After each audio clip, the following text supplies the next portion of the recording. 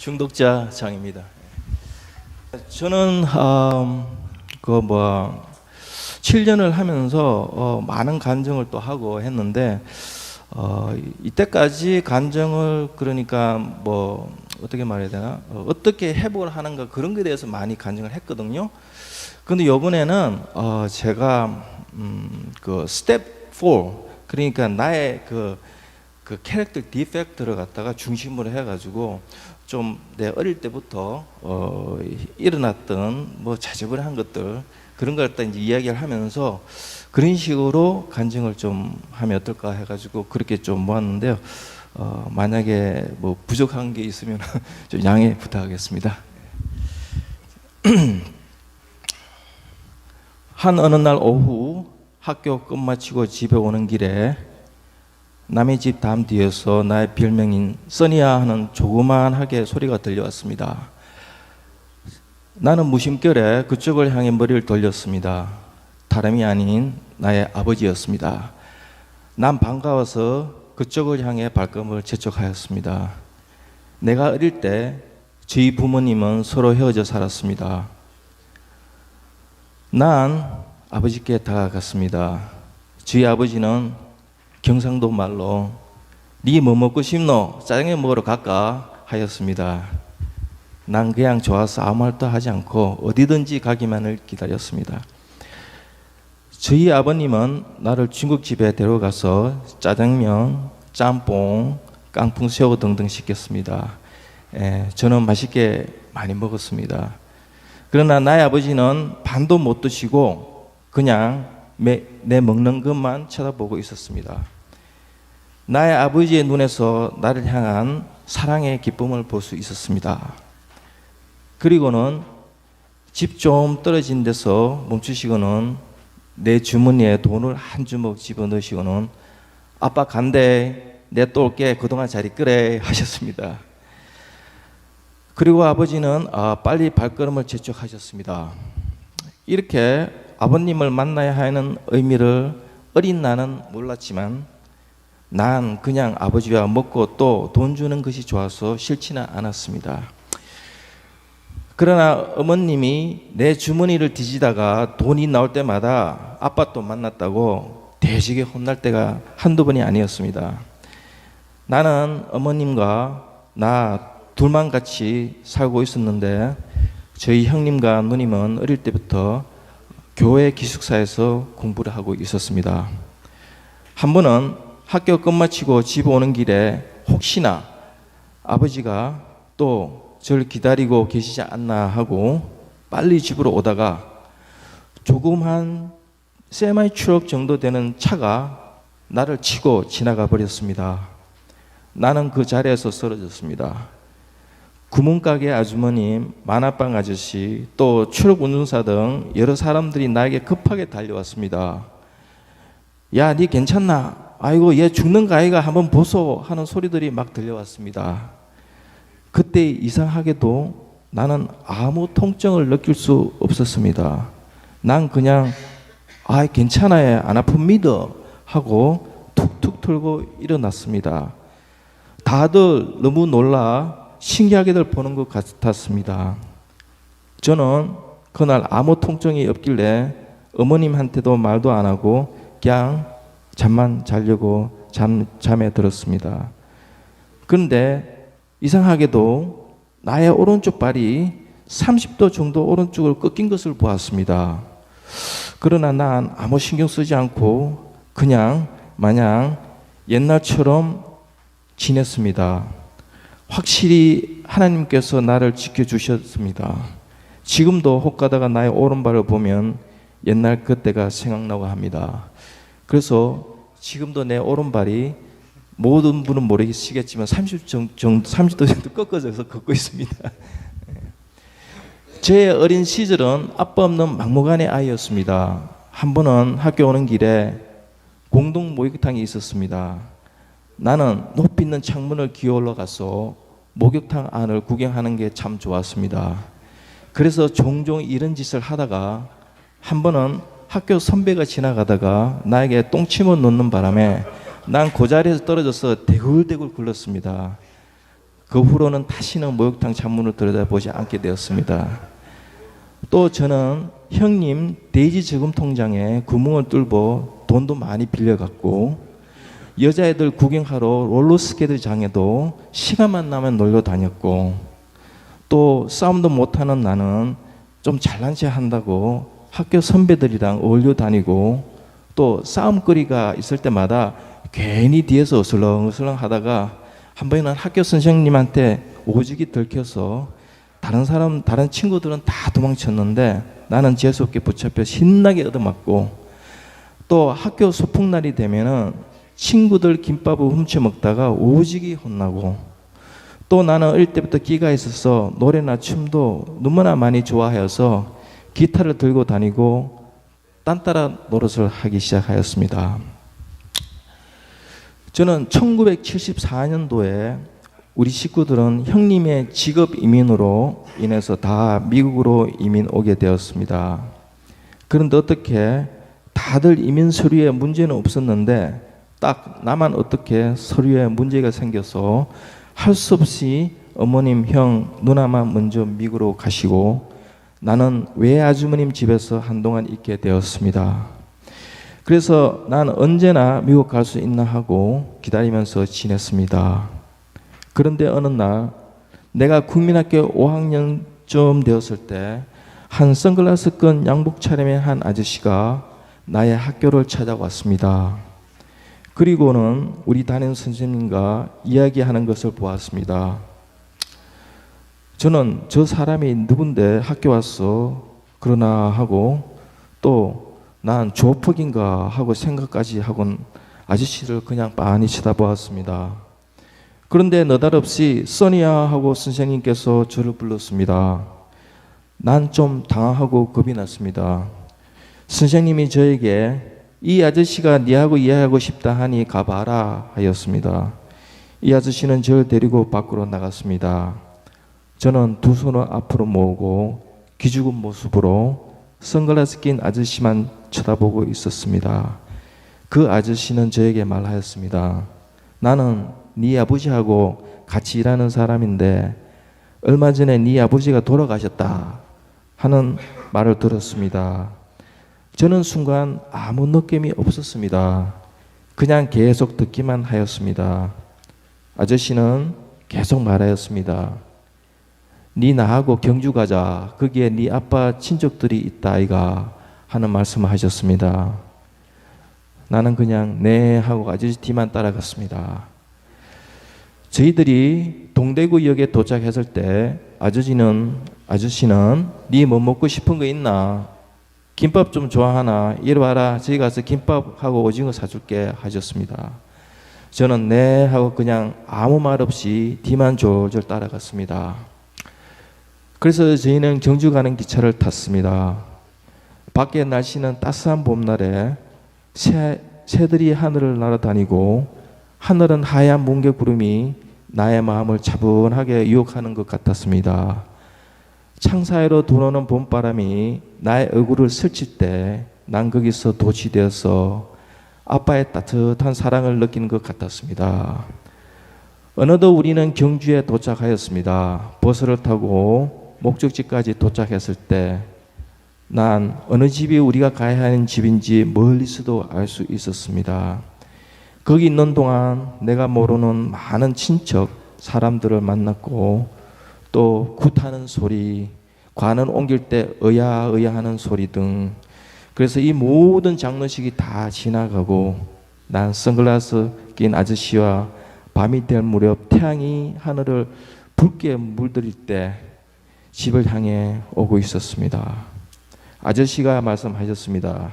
써니야, 니는 지금 어려서 잘 모르겠지만 아빠 없다고 귀죽고 또 다들 애들이 너 얕잡아 본다 하더라도 마음 아파하지 말해. 마음 단단히 묶으래 하고 말씀하셨습니다.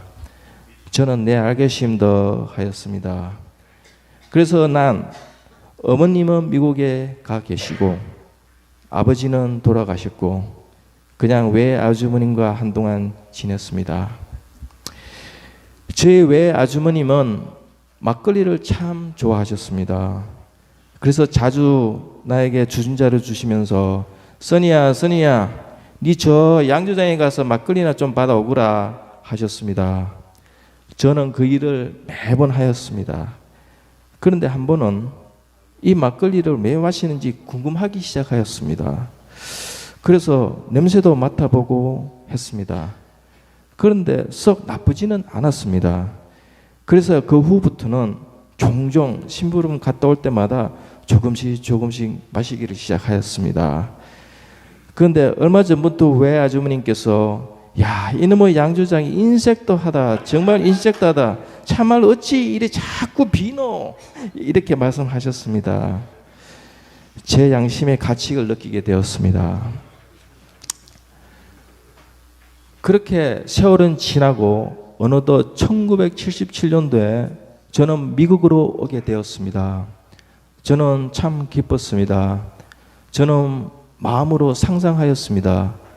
푸른 천 위에 있는 집, 그리고 식구들과 같이 행복하게 살 수 있는 그 땅, 그리고 블루 아이즈에다가 블란 그로드를 볼 수도 있고, 또 내가 제일 좋아하는 바나나, 초콜릿 마음껏 먹을 수 있는 나라. 내 마음은 정말로 흥분이 되었습니다. 저는 6월 1977년도에 시카고에 도착하였습니다. 저희 어머님이 절 마중 나오셨습니다. 어머님은 우셨습니다. 저도 어머님께 안고 마음껏 울었습니다. 저희 어머님은 저를 빨리 재촉하시면서 옛날 차 핀토라는 차가 있었는데 그 차를 타고 어디론가 가셨습니다. 어느덧 목적지에 도착하였습니다. 그런데 내가 상상했던 것보다는 푸른 천 위에 집도 없고 내가 상상했던 것보다는 너무나도 달라서 많이 실망하였습니다. 저는 어머님과 조그만 아파트방 하나짜리로 들어갔습니다. 저는 시카고 흰스데일에서 한동안 살았습니다. 그리고 고등학교 들어가서는 제가 영어를 못한다고 아이들이 놀리곤 하였습니다. 너무나 적응을 할 수 없었습니다. 다들 날 동물원 원숭이처럼 쳐다보는 것 같았습니다. 그래서 차츰차츰 한국에 있는 친구들이 그리워지고 많이 외로워하였습니다. 그렇게 지나다가 난 몇 번 집을 도망쳐 나오곤 하였습니다. 학교에서는 내가 왜 학교 안 나왔냐고 연락 오고, 어머님은 왜 학교 안 가냐고 보기만 보면 야단치시고, 정말 모든 것이 싫었습니다. 그래서 결국 어느 누구든 친구를 사귀어야겠다고 생각하고, 그래서 좀 질이 안 좋은 친구들을 사귀는 게 좋겠다 하고 그들과 접근하기 시작하였습니다. 얘들은 대마초, 술은 기부로는 하는 아이들이었습니다. 그래도 어떻게 난 용케도 그때 대마초, 술은 안 하고 잘 어울려 다닐 수 있었습니다. 사실 이렇게 하기도 쉽지 않는데도 어떻게 그렇게 되었습니다. 이렇게 꾸역꾸역 고등학교를 끝내고 나는 대학교를 들어가게 되었습니다. 대학교는 모든 인종들이 다 있었고 또 내가 블렌딩 하기가 너무나 쉬웠습니다. 그래서 대학교 때부터 이게 웬 날벼락인가 하고 신나게 놀았습니다. 술, 대마초는 기본이고 코케인 등 나는 마구 내 육신이 만족할 때까지 정신없이 놀았습니다. 제가 아는 한 유대인 친구가 있었는데 이 친구는 정말 똑똑한 아이인데도 어떻게 하회를 타고 가다가 어떤 한 어린 아이가 다리 위에서 떨어뜨린 돌이 차 유리창을 뚫고 들어와서 친구의 오른팔을 부숴버리는 어처구니 없는 일을 당해 할 수 없이 오른팔을 절단해야 하는 일을 당하고 말았습니다. 그래서 그 친구는 실망 가운데 살아남기 위해서 결국 마약을 팔기 시작하였습니다. 그때 당시 친구 집에 가면은 지하실에 대마초를 잔뜩 길러놓고 24시간 그거 갖다가 물을 주고 또 그거를 파는 것을 보았습니다. 그리고 난 평생 처음으로 나에게 코케인을 한번 해보라고 의자 밑에 큰 거를 꺼내더니 그 위에 한 줌만한 하얀 가루를 보여주었습니다. 내가 뭐냐고 하니 이게 코케인이라고 하였습니다. 나는 와 하였습니다. 나보고 한번 해보라고 하곤 자기가 어떻게 하는지 보여주겠다고 하면서 100불짜리를 돌돌 말더니 가루를 면도칼로 톡톡톡 치고서는 두 줄을 만들고서는 100불짜리로 콧구멍으로 쏙쏙 집어넣는 것을 넣고는 또 넣고 난 후에 크크 끓이면서 마시는 걸 보았습니다. 참 신기하였습니다. 난 이때까지 입으로 하는 것은 다 해봐도 콧구멍으로 하는 것은 처음 보았습니다. 그래서 난 오케이 하고 한번 해보겠다고 하였습니다. 그리고 친구가 준비해 주었습니다.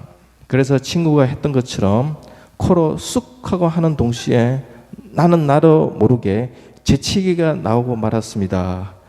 그런데 재치하는 바람에 그 위에 있던 하얀 가루들이 칼페 위로 거의 다 날아가 버리는 대사건이 일어나고 말았습니다.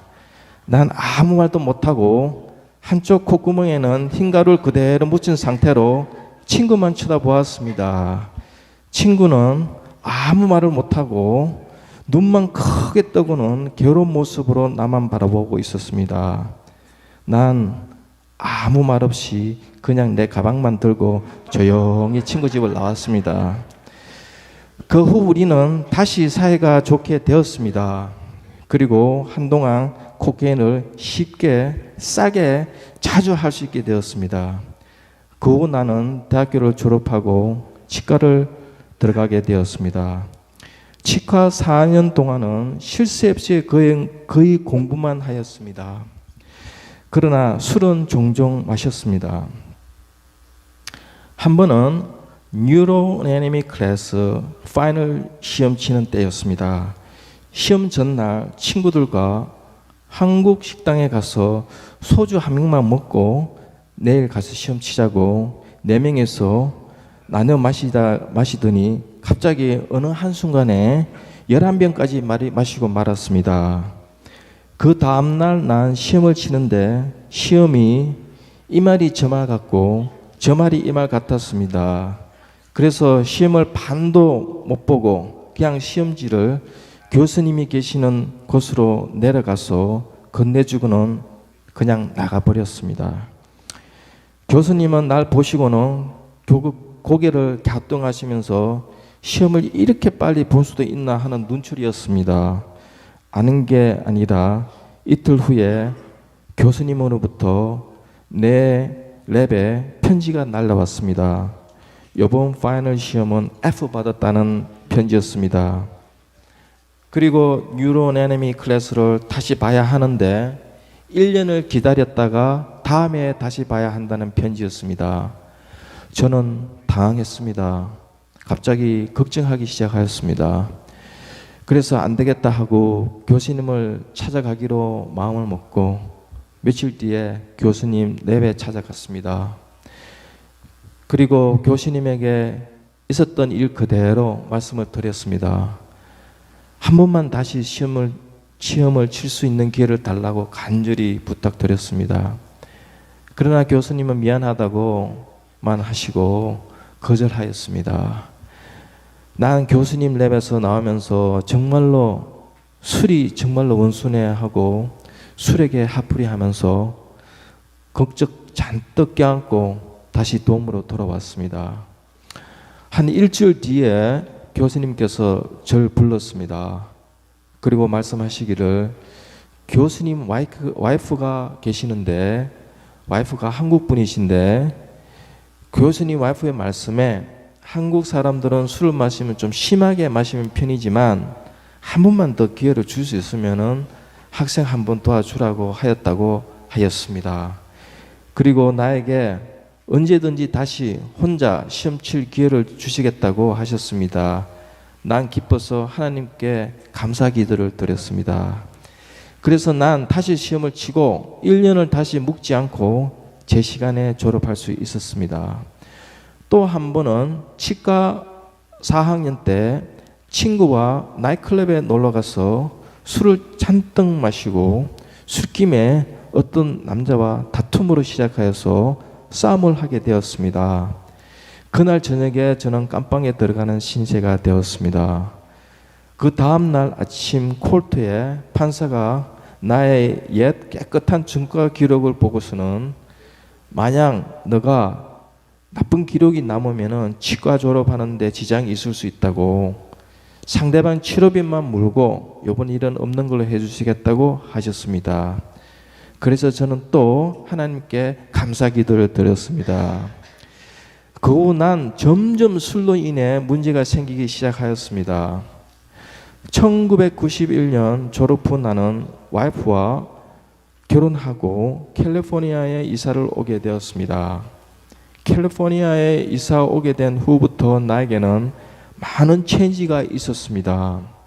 결혼, 가정, 아이들, 또 남자의 책임감, 새로운 잡, 다른 도시, 다른 모든 종류의 사람들, 이 모든 것이 나에게는 나도 모르게 스트레스로 연결이 되어서 아무도 경험하지 못한 설사를 2년 동안 하게 되었습니다. 많은 의사 선생님들을 찾아다녀 봐도 나의 이 설사병을 알지 못했습니다. 그러나 어느 날 내가 일하는 치과 매니저로 그 일하는 치과에서 일을 그만두고 나의 치과를 차리고 난 후인 2주 후부터 나도 모르게 설사가 멈추었습니다. 정말 기적이었습니다. 하나님께 감사 기도 드렸습니다. 또 그래서 나는 감사하고 난 후에 감사를 다 잊어버리고 이게 웬 축복이냐는 듯이 모든 힘과 정력을 다 사용해서 술을 퍼마시기 시작하였습니다. 술은 나에게 참 기쁨이었습니다. 술은 나의 삶이 되었습니다. 처음에는 바에서 마시기 시작하였습니다. 또 술을 마시면 무슨 말이 그렇게 많았는지 나의 교만, 자랑, 끝도 끝도 없이 말이 연결되었습니다. 그리고 어느 날 바에서 마시고 있는데 내가 치과하는 치과의 한 환자 한 분이 바에서 술을 마시고 있는 것을 보았습니다. 참 당황스럽기도 하고 창피하기도 하고 정말 거기서 숨고 싶기도 하고 빠져나오고 싶은 마음이 간절하였습니다. 그래서 그 후 한 번은 친구 의사와 룸사롱이라는 데를 가게 되었습니다. 그런데 여기는 나에게 꼭 맞는 장소였습니다. 아무도 보지 못하는 곳에서 아름다운 여인과 술을 마실 수 있는 곳, 정말 저에게는 천국이었습니다. 이제 나는 이곳에서 도장을 찍고 나의 육신을 마음껏 즐길 수 있는 이곳에서 나의 많은 세월을 보냈고 또 많은 사건들도 만들었습니다. 그리고 거기다 갖다 퍼부은 돈만 해도 아마 집 몇천 원 사고 남을 돈을 우리 공주님들에게 다 갖다 바쳤습니다. 그래서 정신없이 술에 쩌들어 살고 있는 동안 더 이상 참지 못한 나의 와이프는 애리조나로 아이들과 떠나버렸고 난 누구도 감히 깰 수 없는 DUI 기록을 7번이나 기록한 전과자가 되고 말았습니다.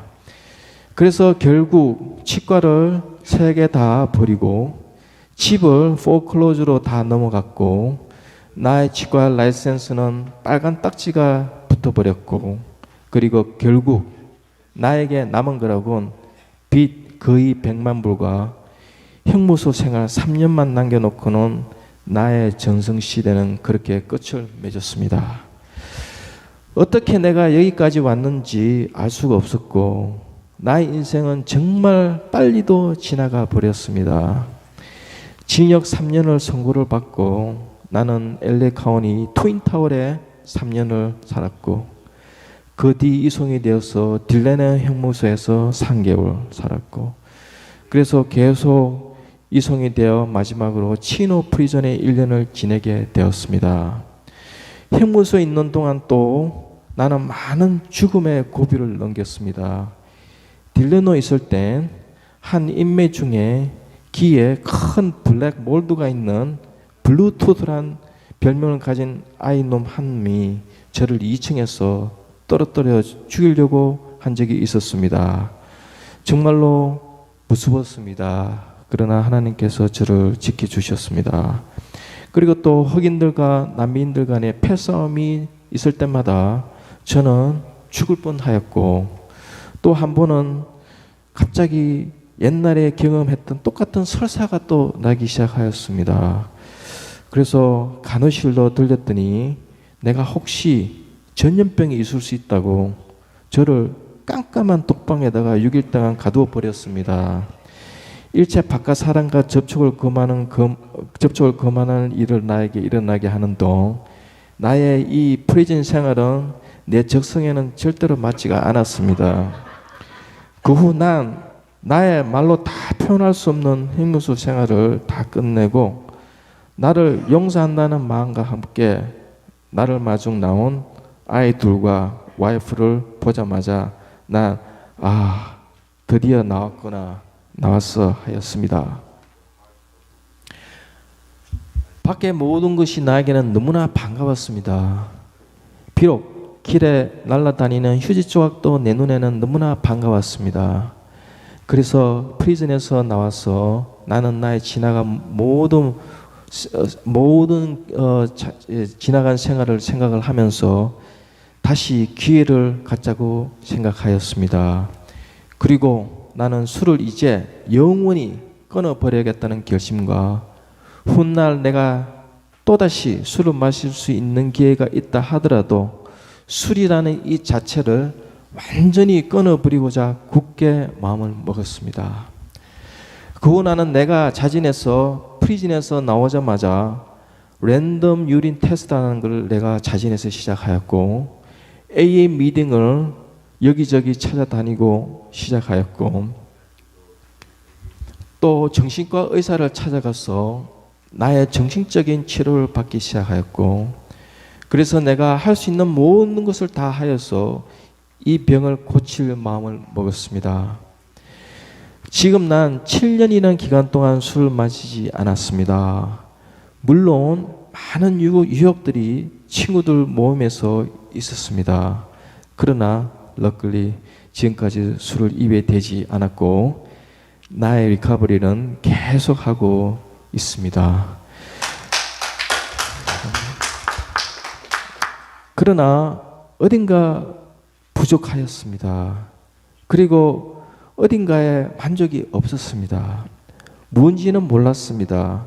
그러나 편하지는 않았습니다.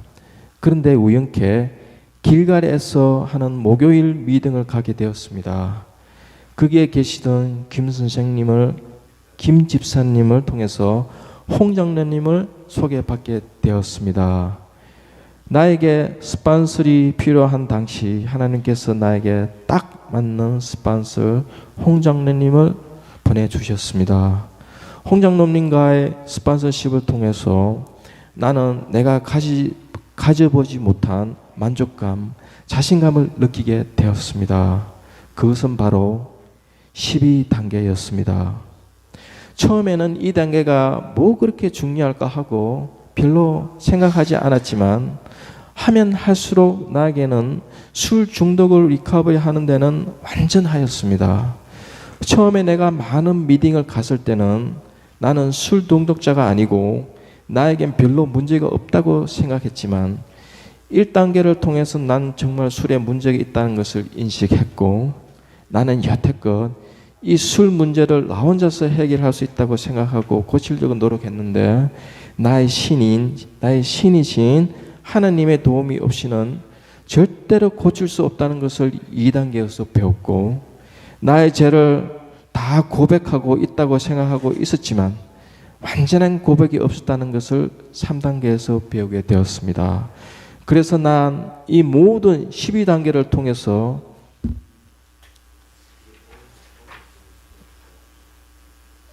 중요하고 귀중한 회복의 비밀을 알게 되었습니다. 여태껏 나는 미팅을 갈 때마다 AA 미팅에서 나에게 많은 기타를 주면서 이거를 열심히 잘 치면 정말 아름다운 소리를 낼 수 있다고 미팅 갈 때마다 나에게 기타들을 주었습니다. 그러나 아무도 나에게 어떻게 기타를 칠 수 있는 방법을 가르쳐 주는 것은 없었습니다. 그러나 12단계가 나에게 기타 치는 방법을 가르쳐 주었습니다. 내가 여기까지 오기가 정말 힘들었는데 오고 난 지금 나는 정말 너무나도 다행이라고 생각합니다. 결국엔 난 아무것도 할 수 없고 오직 하나님만 의존하는 것밖엔 아무것도 내가 할 수 없다는 것을 확실하게 깨달았습니다. 하나님 아버지께 감사드립니다. 또 장로님 정말 여러모로 힘든 가운데서도 저를 인도해 주신 이 은혜 정말 감사드립니다. 그리고 또 여러 형제 자매님들의 많은 간증이 없이는 저는 아무것도 할 수 없는 나입니다. 이렇게 나에게 많은 생명의 동력자들이 되어 주셔서 정말로 감사합니다.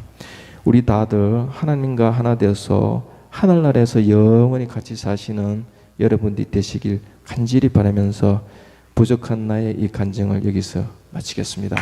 감사합니다.